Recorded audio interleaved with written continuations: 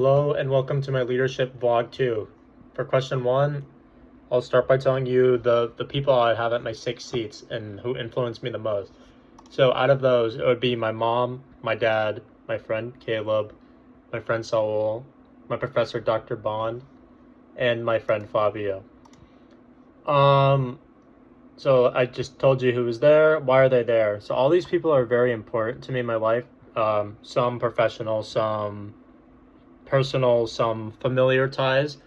So yeah, they all are very important to me and all influence who I am today and how I got here and how I think today. Have you ever thought about who influences me? Yes, I have. I always knew that my parents were my biggest influencers. They always were telling me to do stuff, to don't do stuff. So I would say they're my biggest. Is my table lopsided? I would say there's a lot of people.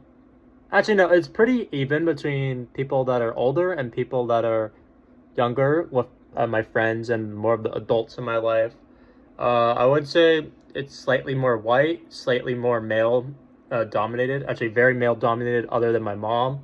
That's for no particular reason, though. Now, moving on to the next point. Going off what I said at the one of the people that's very important to me is my professor, Dr. Bond, and I think he exemplifies what a servant leader is. He organizes the Leadership Institute at the CNRE, and I was a member of that, and that's how I got to know him. So, I'll read my letter right now. Hello, Dr. Bond. I just want to take a moment to recognize you as someone I deeply admire. Through your consistent support, humility, and willingness to put others first, you embody the very essence of servant leadership.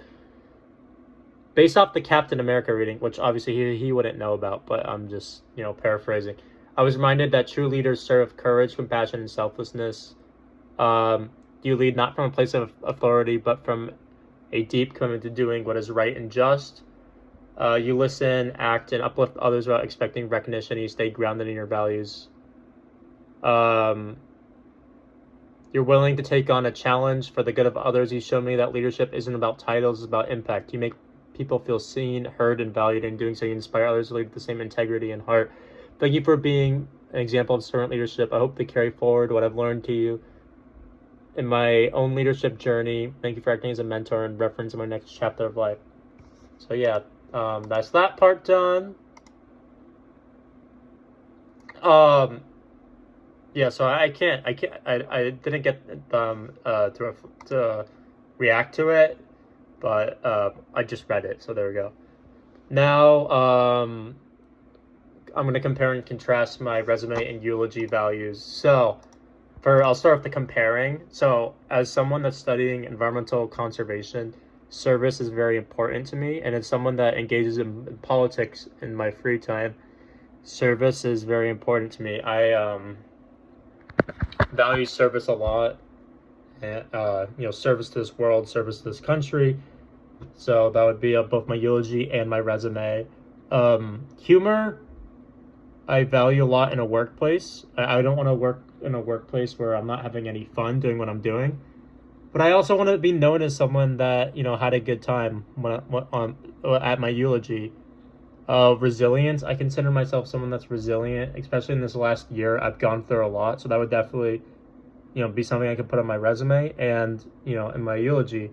And integrity, as someone that wants to be a lawyer, it's important for me to act with integrity and for people to remember me as someone that has lots of integrity. As for contrasting, I would say love. I want to be known as someone that has love, but I probably wouldn't put that on a resume. There's definitely some other stuff I could think of, but I'm having sort of a harder time deciding. So now for the next one, the daily leading versus following activity. So my list is waking up, brushing teeth, going to class, working my job, going to my club, talking to my friends, playing my games, eating food, helping to campaign, and reading books. Now I'll walk through what all of them are. So waking up is definitely a followership activity since I'm following a routine. And the same would be with brushing teeth, going to class, and eating food, because that's all a routine, right? Then working my job, normally I would say that's part of followership, but it's an unpaid internship where I'm helping to campaign. So that's like a leadership activity. Same with going to my club. I have like a semi leadership role there, so I would consider that a leadership activity. Playing games is unconventional for leadership, and same with talking to my friends. But I'm playing games for the betterment of myself to make me feel happier, and same with talking to my friends.